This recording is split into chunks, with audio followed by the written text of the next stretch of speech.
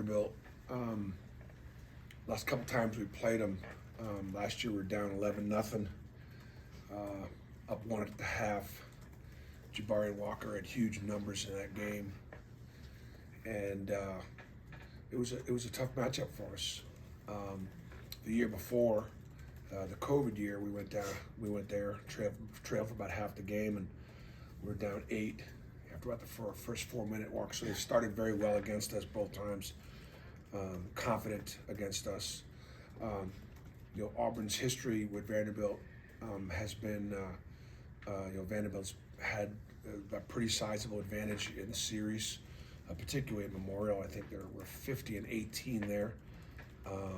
At one point, I know that when we won there in 18-19, we hadn't won at Vanderbilt in about 20 years. So it's been a tough place historically.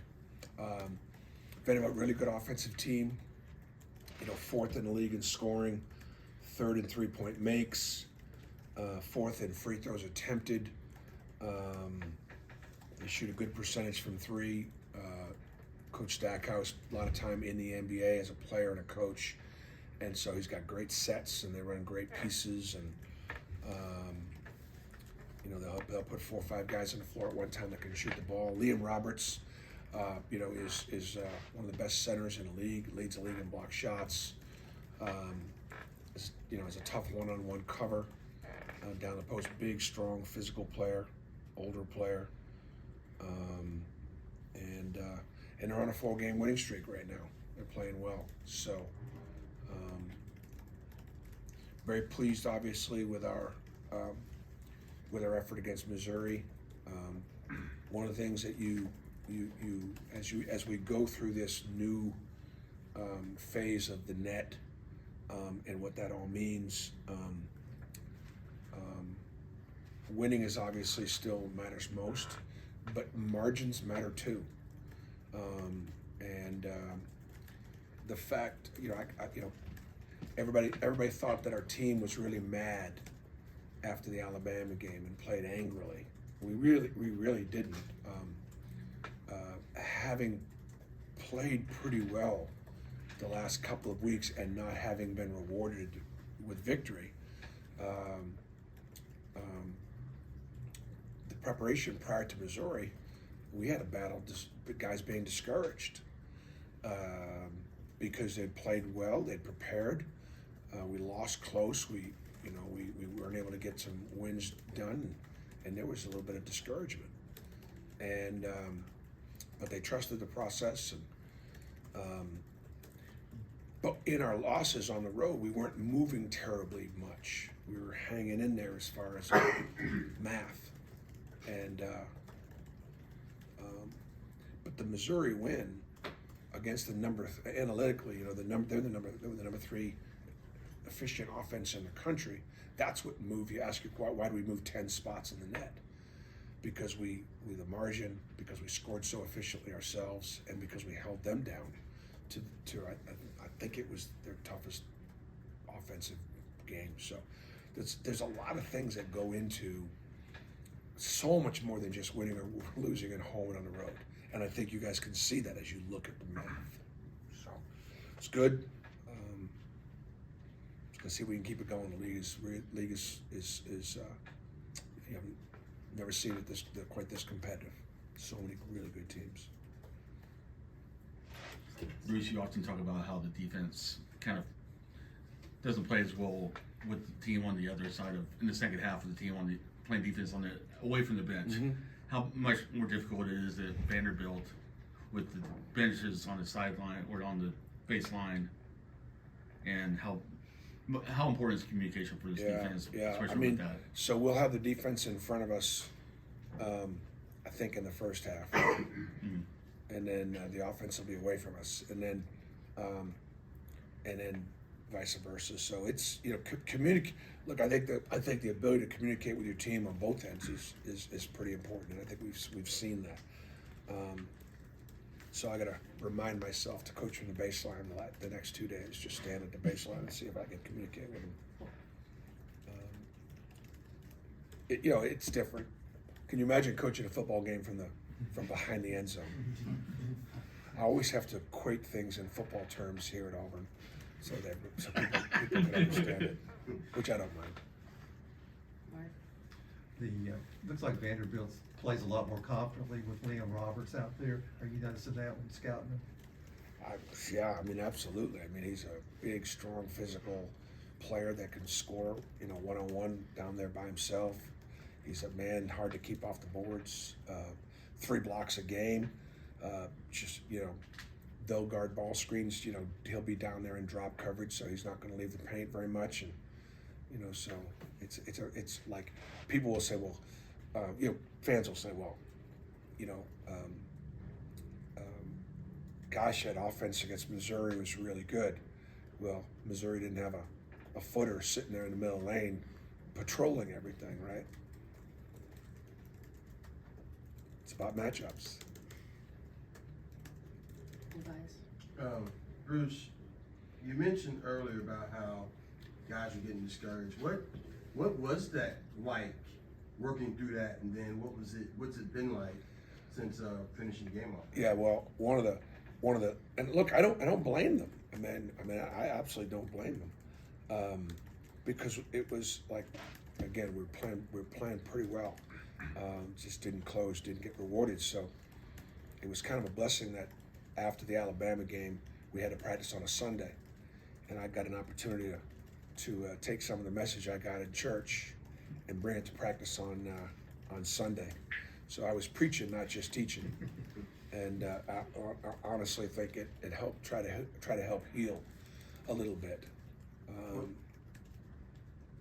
What was the message? Oh, it'd take too long.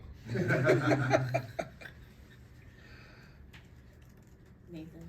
Bruce Allen goes, I think, 6 of 7 in this last game. He's around 50% over his last 6 games. Just when he's aggressive on offense, how much better does that make you? Al, yeah, sorry.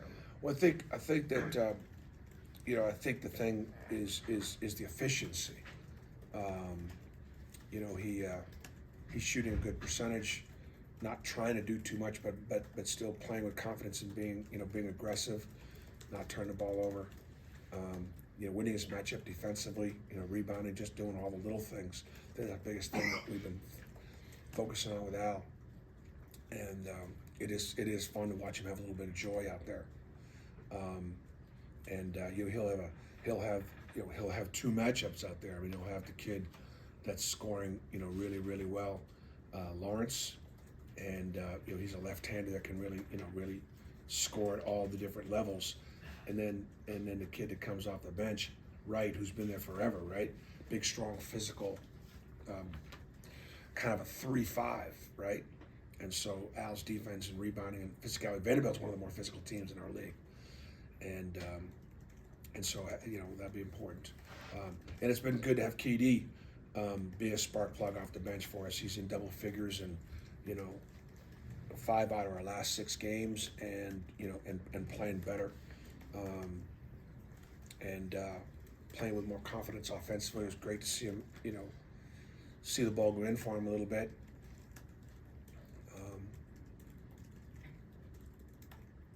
But I thought the bench was better. I thought Trey had a great run in there. Zepp's defense, even though he's a starter, Zepp's defense was tremendous against Missouri. Lior played really well. And Chris played good defense on Kobe, and Dylan was physically a factor. I mean, Dylan almost had a double-double. So our bench was really, really good. Vanderbilt's got they score 30 off their bench, which is like 4th in the country. So it's a deep team. He just answered my question about that. I was going to ask him about bench and just production because Vanderbilt plays so deep. They play really deep. Yeah. They do, and it was good. And we had, part of what we had talked about was the fact that our bench needed to step up some. Bruce, I remember earlier in the season you had mentioned Team Chapman going in. I think it was 23rd song or 32nd song. Yeah, it was too early for that. Right. But going to the Missouri game, you're like, hey, it's the biggest game of the year. How do you know when it's time to kick up the urgency versus when it's too soon? How do you balance that? Well, the urgency is always there for me, and that never really wavers. It can sometimes with the players because they're young, and one of the things that there's got to be a difference between being desperate and being urgent. Desperate people do desperate things. They panic, they lose hope. That is not the formula for success.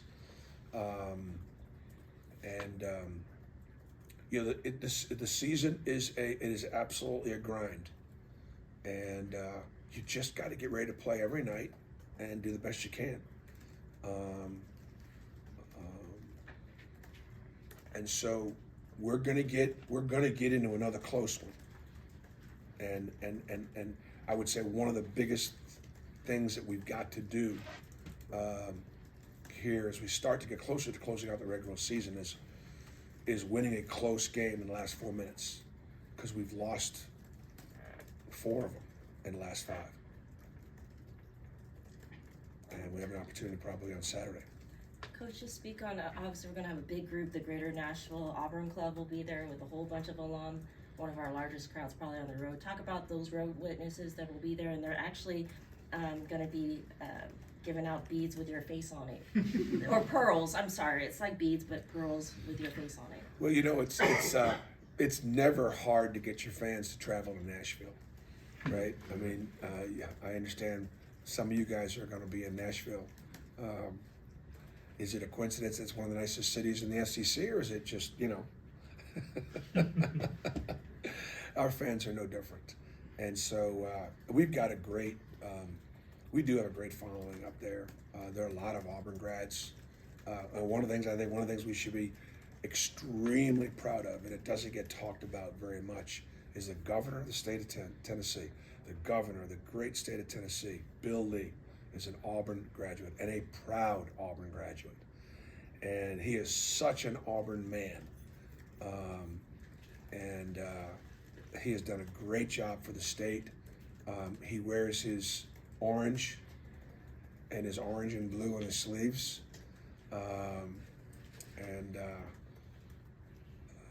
So I hope I got a chance to see Governor Lee when we're there for just a really short period of time.